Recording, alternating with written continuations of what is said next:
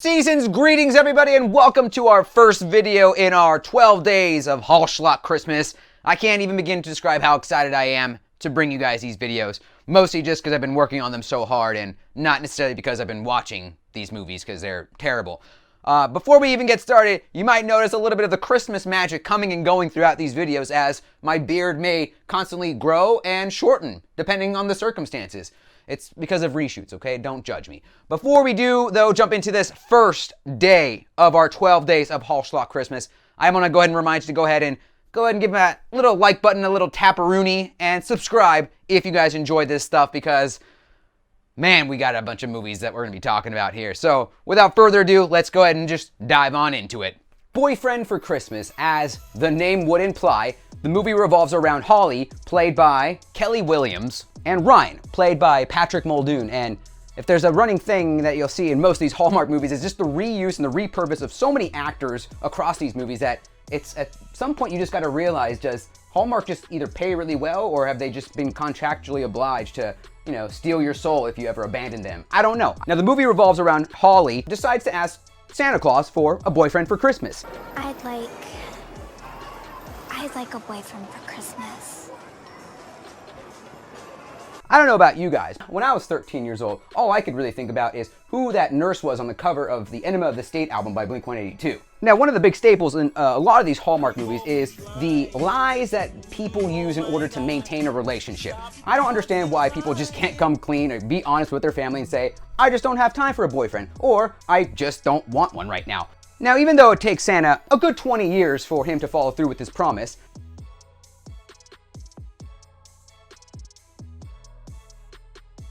don't know what to tell you, girl. You're gonna die alone. Might end up getting married at 20. Who knows? Maybe wait till 30s. You never know. Holly, in her adulthood now, gets thrust upon a boyfriend that is delivered by Santa. This is where Ryan comes into the scene. Ryan flubs up pretty hard in the beginning of the movie and essentially leads to kids not being reunited with their mother. But this is cleared up about 5 minutes later and Ryan is able to get those kids back with the mother. I couldn't ask for a better Christmas present.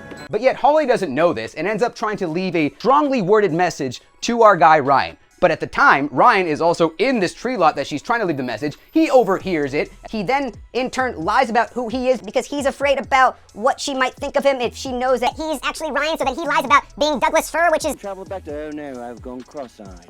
Holly is your typical trademark Hallmark kind of girl. She is successful at her career. Well, career. She is single after breaking up with her boyfriend who cheated on her. And she surrounds herself with girlfriends that just want to set her up on dates. If only some sort of savior could come and help this treacherous world in which Holly has established. And here comes Ryan, lawyer, cook, full-time nanny, and also a man's man. Ryan has a strong connection to Holly because of the one instance that they shared in their childhood. Because of this, Ryan takes it upon himself to be this boyfriend for Christmas and works extensively with our Santa throughout the movie. Now, Santa, pretty much, I guess he runs a male escort at this point? As promised, one boyfriend for Christmas, Santa.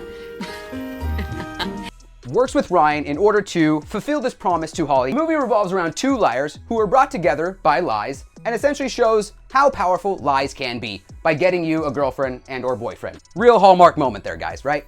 Lies. Oh, lies! So Santa decides to go ahead and send Ryan over to Holly's house and deliver a Christmas tree, thus beginning their false narrative relationship. Of course, Ryan, arriving on the scene, kind of entering her house without any sort of identification or anything, starts setting up a Christmas tree on Christmas Day. What? Because of the embarrassment of Ryan and, him flubbing up this, lawyer stuff in the beginning of the movie, then lies about his name and, of course, what happens? Doug who? Doug Fir Wood. Stuck the landing on that one, Ryan, didn't you, boy? Holly then decides, let's go ahead and take this stranger then to my parents' house. Because, again, in these Hallmark movies, there is this staple of, I need to show my family that I'm currently dating somebody or that I'm established with somebody so that they don't judge me or set me up with other people or make me feel like some big loser. Why not just lie about it and bring over this guy who you barely know named after a ficus tree? Doug Furwood. Doug Furwood. Doug Furwood. My boyfriend. So Mr. Ficus and Holly show up to the parents' house and pretty swimmingly just get by lie after lie, and, you know, I guess it works. I mean, everyone seems to like him. Holly told us that you were a firefighter. I'm sorry, honey. I know I wasn't supposed to tell them that Doug is a lawyer and a firefighter. And of course we have Ted, the ex-boyfriend, and now main competition to Holly's secret present. I'm talking about sex. As with any movie that introduces an ex, of course we have a showdown between current and former boyfriend in a all-out alpha male battle of football. Now throughout the movie we continue to see Holly and Ryan's relationship flourish under false pretenses, and you know, this is the part of the movie that I kind of find a little baffling. Halfway through the movie, Holly admits to Ryan that because of her past relationship and how Ted cheated on her, lying is something that is not tolerable to her. Good, because after what I've been through with Ted, it would be impossible for me to fall for someone who wasn't completely honest.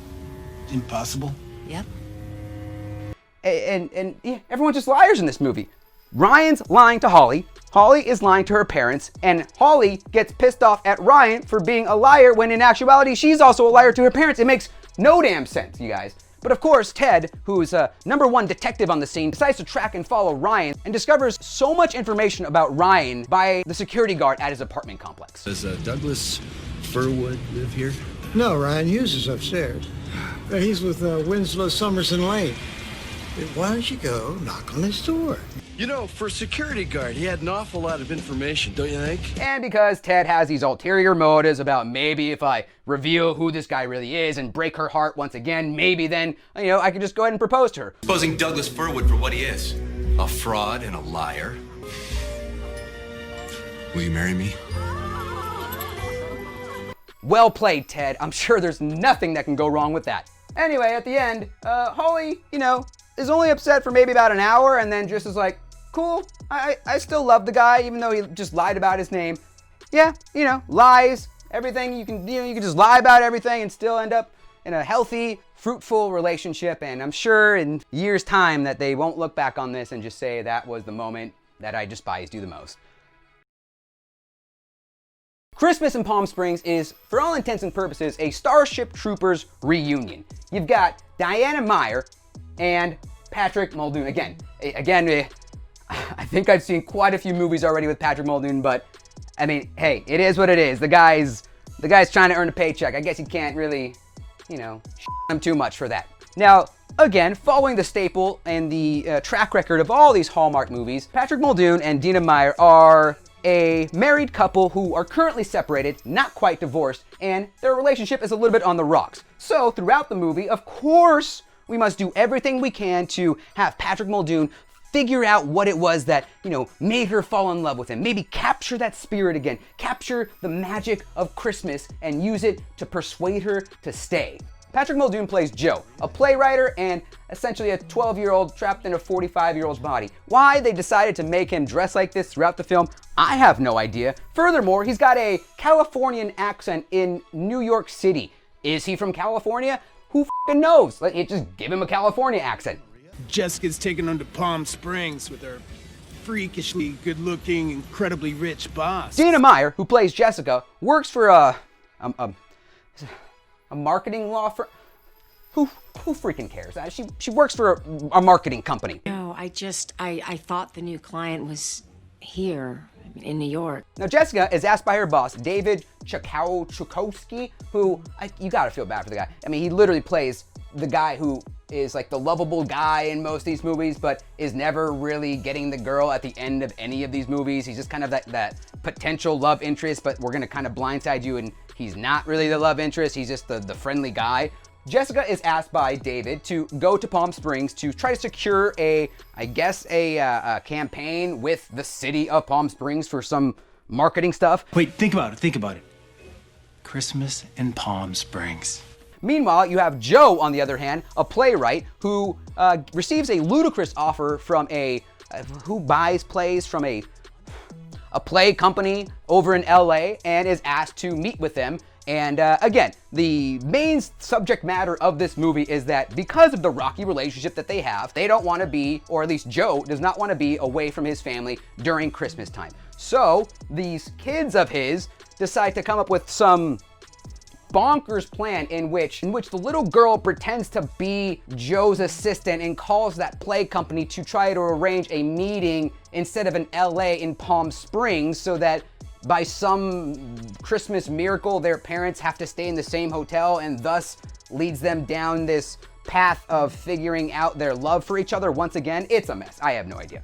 Palm Springs? Well, you can tell Teddy that we would be happy to drive out to Palm Springs and meet with Joe. Now the family gets there, and of course, who do we meet?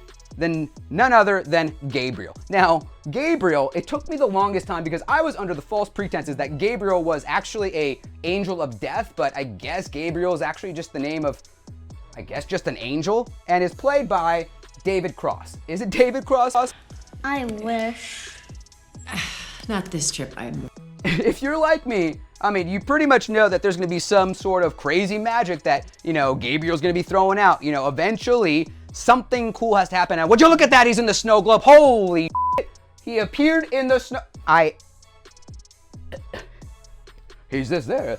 Hey, you want your family back, you're gonna have to come back over here to Palm Springs, and Palm Springs is the place to be. Oh. Throughout the movie, we see that Jessica is, a little unnerved with the situation at hand where Joe is currently staying at the same hotel as her. But because of, this marketing stuff that she has to figure out with Palm Springs, because of course, you gotta work on Christmas Eve. You just put those notes on my desk before Christmas Eve. You gotta work straight through, and you can't spend time with your family because we're greedy corporate America. Are people really that wicked? Joe takes it upon himself to offer to Jessica, hey, you do your thing, and I'll go do thing with the kids and whatnot. Of course, as he continues to talk to his children and try to figure out what it is that he can do to try to win back over the wife, rather than just, talk out their problems, he decides to go ahead and try to replicate the first time that they fell in love. And that's by, I guess, ruining an art exhibit and him pretending he is some sort of concierge. Is that what they are?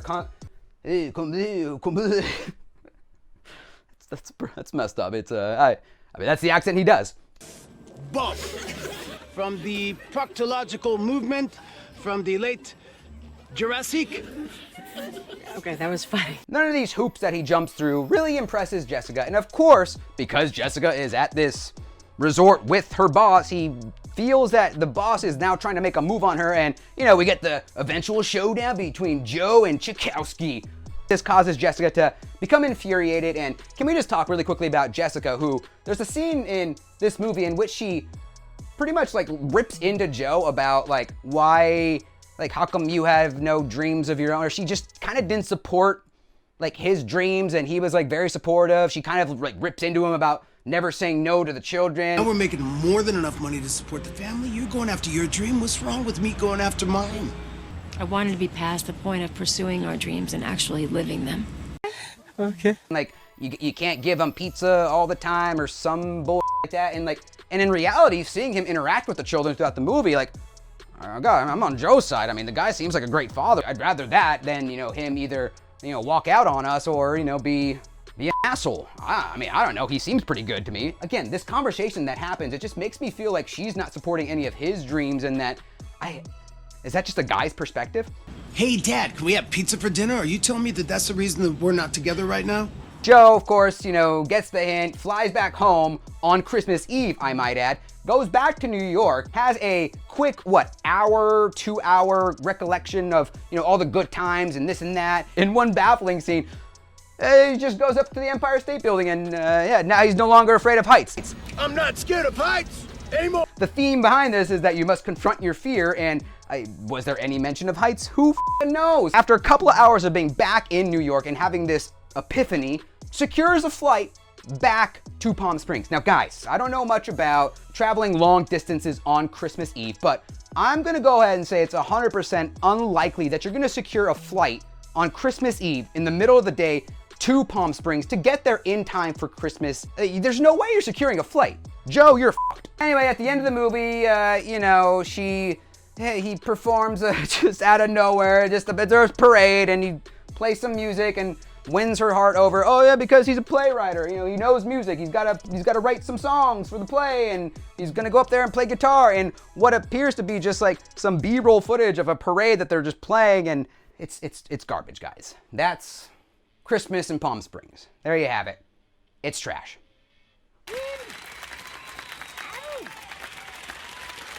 And that was Boyfriend for Christmas and Christmas in Palm Springs, guys. Again, the Patrick Muldoon special. That is going to be it for today's video, but stay tuned because we have 11 more videos to come here as we lead up to that Christmas Day event, which is basically just the last day of our 12 days of Hallschlock Christmas. But you guys get it. Again, go ahead and subscribe to this if you guys are enjoying it because, again, we have a ton more videos to come here. Happy holidays, season greetings, all that jazz, and namaste, guys. We'll see you in the next one.